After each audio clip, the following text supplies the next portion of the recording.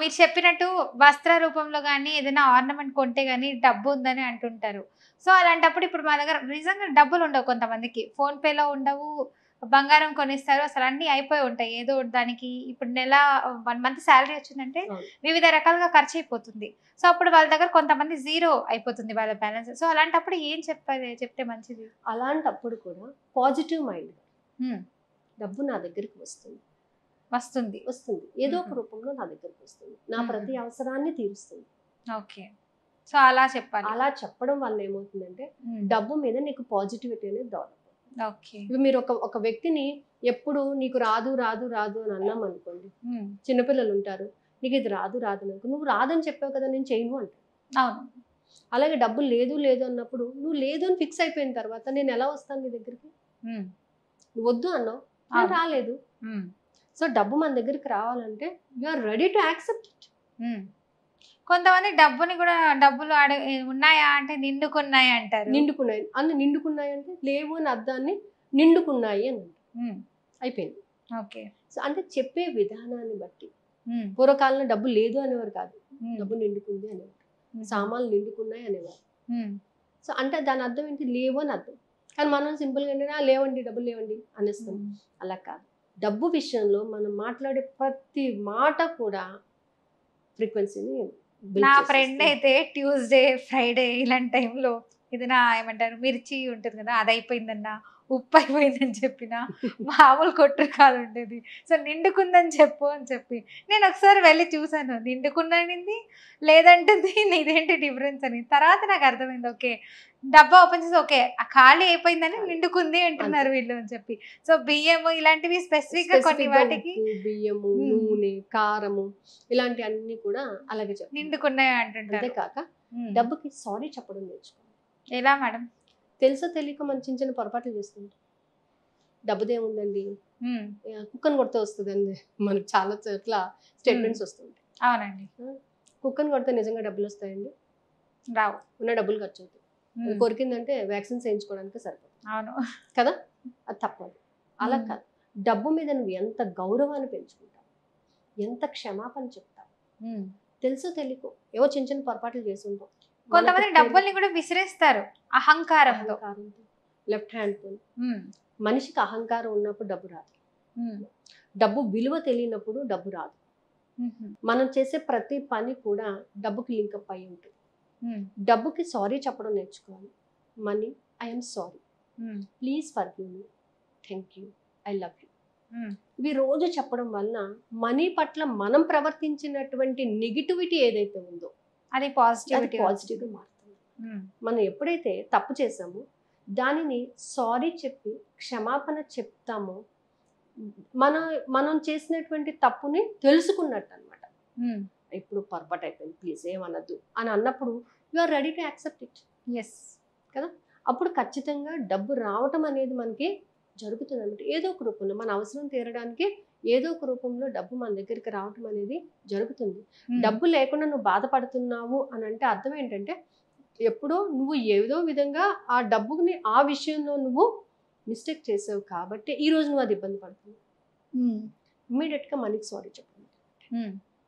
So మనీని ఎప్పుడు అగౌరవించకూడదు, sorry చెప్పాలి.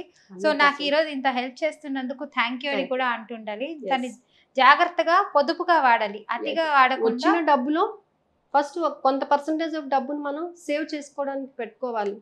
సేవ్ చేసుకోవడం కూడా మన పూర్వకాలం నుంచి, అంటే మన రామాయణ మహాభారతాల నుంచే చెప్పారు. సేవ్ చేసుకోవడం అనేది ఏంటంటే మనం ప్రతి విషయంలోని కూడా దీనిని మనం చూడొచ్చు. ఒక చిన్న ఎగ్జాంపుల్ చెప్తాను. 1 లీటర్ పాలు తీసుకున్నాము, అవును, లేదా ఒక 2 లీటర్స్ తీసుకున్నాము. ఈ పాలను నేను కొన్ని మంత్స్ వాడతాను. జనరల్గా 1 డేనే వాడాలి. అవును, పాలన్నది 1 డేనే పాడైపోతాయి. లేదంటే ఏమంటారు సోడా ఉప్పు ఇలాంటివి వేసి కొంతమంది స్టోర్ చేసినా మీరు ఎన్ని రోజులు వాడతారు?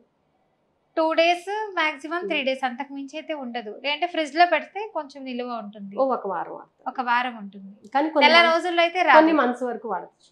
ఎలా అండి? ఇప్పుడు పాలు మీగడ తీసేసింది, మీగడంతా తీసి సేవ్ చేసుకుంటాం, ఫ్రిడ్జ్ లో పెడతాం కదా. ఆ పాలని కొంచెం పెరుగు తోడు పెడతాం. అంటే ఇదే పాలు ఇవాళ నువ్వు యూజ్ చేసే పాలు రేపు పెరుగుగా వాడుతుంది. అవును. అంటే కొంత సేవ్ చేసావు, పెరుగు రూపంలో రేపు వాడుకున్నావు. ఆహా! అవును. Your saving. యెస్. ఈ మీగడంతా తీసి సేవ్ చేసుకున్నావు ఫ్రిడ్జ్లో. దాన్ని చిలికితాం, నెయ్యి తీసుకున్నావు. నెయ్యి 100 ఏళ్ళు పాడైపోతుంది. అవును. ఎన్ని కొన్ని సంవత్సరాలు నెలల వరకు వస్తుంది మీకు హ్మ్. వాడుకోవడానికి. అంటే నువ్వు తీసుకున్న ఒక్క రోజు పాలల్లోనే ఇంత సేవింగ్ అనేది నువ్వు చేసినప్పుడు ఇప్పుడు మనీ నాకు అర్థమైంది మీరు చెప్పింది. ఇందాక వరకు ఒక 1 మంత్ పాలు ఎలా వాడతారు? ఉంటే 1 వీక్ ఉంటుంది అని నాకు అదే డౌట్ కొట్టింది. తీసుకున్న మనీని మనం ఎందుకు సేవ్ చేయలేము? అవును, చేయగలుగుతామండి. పాలు అంటే బంగారంగా అపురూపంగా అమృతంలా భావిస్తాం. సో డబ్బు కూడా అంతే అపురూపంగా డబ్బును కూడా బంగారంలా అంతే భావించాలి. భావించి దానిని సేవ్ చేసుకోవడము, దాన్ని జాగ్రత్తగా ఖర్చు పెట్టడము, దానిని ఎవరికన్నా ఇచ్చేటప్పుడు కొన్ని పదాలు ఉంటాయి. ఆ పదాలు పలుకుతూ మన మనసులో పలుకుతూ ఇచ్చామంటే మళ్ళీ డబ్బు మన దగ్గరికి వస్తుంది. ఏంటండి ఆ పదాలు చెప్పండి? చాలా మంది మనీ దాచుకోవాలని కుదరట్లేదు. ఇప్పుడు డబ్బు ఎవరికన్నా ఇస్తారు, లేకపోతే ఏదైనా ఒక వస్తువు కొంటారు. ఆకుకూరలు కొంటాము, కాయగూరలు కొంటాము. సో వ్యూవర్స్ సీక్రెట్ చెప్పేస్తున్నారు. సో జాగ్రత్తగా వినండి. చెప్పండి మేడం. సో డబ్బు ఇచ్చేటప్పుడు ఇప్పుడు నువ్వు ఇచ్చే డబ్బు వాళ్ళని సంతోష పెట్టాలి కదా. అవునండి. సో ఈ డబ్బు అమ్మ వారిని సంతోషపెట్టి తిరిగి నా వద్దకు వచ్చినందుకు కృతజ్ఞత. నాకు కూడా కావాలి కదా. సో నాకు ఇంకొక రూపంలో నా దగ్గరికి రా. అవును. ఈ రూపంలో వాళ్ళ దగ్గరికి వెళ్ళి వాళ్ళని సంతోషపెట్టు ఫస్ట్. మళ్ళీ నా దగ్గరికి వచ్చినందుకు నీకు కృతజ్ఞత. అంటే నువ్వు ఇస్తున్నావు, మళ్ళీ పొందడానికి రెడీగా ఉన్నావు, కృతజ్ఞత పూర్వకంగా ఇస్తున్నావు, సంతోషంగా ఇస్తున్నావు కదా. అలా ఇచ్చినప్పుడు డబ్బు చాలా సంతోషపడుతుంది. మన ఇంటికి ఎవరైనా వచ్చారు అనుకోండి, వెళ్ళి రండి, హ్యాపీగా వెళ్ళి రండి, మళ్ళీ రండి, తొందరగా మీకోసం ఎదురు చూస్తూ ఉంటాను అన్నాం అనుకోండి, వాళ్ళకి ఏమనిపిస్తుంది? వెళ్ళిన తర్వాత అనిపిస్తుంది. సో అలాగే డబ్బు గురించి కూడా వారిని సంతోష పెట్టాలి. నువ్వు ఎప్పుడైతే ఆ కాయగూరలు అతనికి డబ్బులు ఇచ్చేవా, అతను హ్యాపీగా ఫీల్ అవుతాడు, అయ్యో నా కాయగూరలు సేల్ అయినాయి కదా అని. మనం హ్యాపీగా ఫీల్ అవ్వాలి, అరే మనం వండుకోవడానికి కాయగూరలు దొరికినాయి కదా అని. మళ్ళీ తిరిగి నాకు ఏదో ఒక రూపంలో నువ్వు నా దగ్గరికి వచ్చినందుకు నీకు కృతజ్ఞత, ఇచ్చినందుకు కృతజ్ఞత, తీసుకున్నందుకు కృతజ్ఞత. అవును. సో ఎప్పుడైతే మనం ఈ గ్రాటిట్యూడ్ అనేది ఫాలో అప్ అవుతాం, మనీ మన దగ్గరికి రావడం అనేది స్టాప్ అనేది ఉండదు అనమాట. డబ్బు నిరంతరము జీవనదిలోని నీటి ప్రవాహం వలె నా వైపు వస్తున్నందుకు విశ్వానికి డబ్బుకి కృతజ్ఞత. జీవనదిలో నీరు ఎప్పుడు ఎండిపోతుంది. మన గోదావరి, కృష్ణ అన్ని జీవనదులు, అవి ఎప్పుడు ఎండిపోవు. డబ్బు జీవనదిలోని నీటి ప్రవాహం వలె ఎప్పుడు ఫ్లో తగ్గదు. నిరంతరము డబ్బు నా దగ్గరికి వస్తున్నందుకు డబ్బుకు విశ్వానికి కృతజ్ఞత. చాలా చక్కగా చెప్పారు. అలా మనం చెప్పడం వల్ల ఏంటంటే డబ్బును మనం యూఆర్ రెడీ, దాన్ని తీసుకోవాలి. మనం ఎలా తీసుకోవాలి? మన వృత్తి ద్వారా తీసుకోవాలి, తప్పుడు మార్గాల్లో కాదు.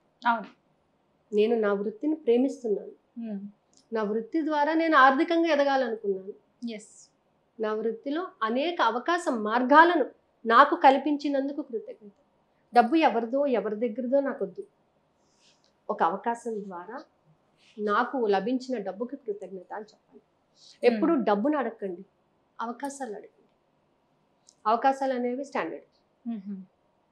ఇవాళ డబ్బు అడిగావు నువ్వు, నీ ఫ్రెండ్ ఇస్తారు, ఖర్చు అయిపోయింది, మళ్ళీ అవసరం వస్తే ఎవరు ఇస్తారు?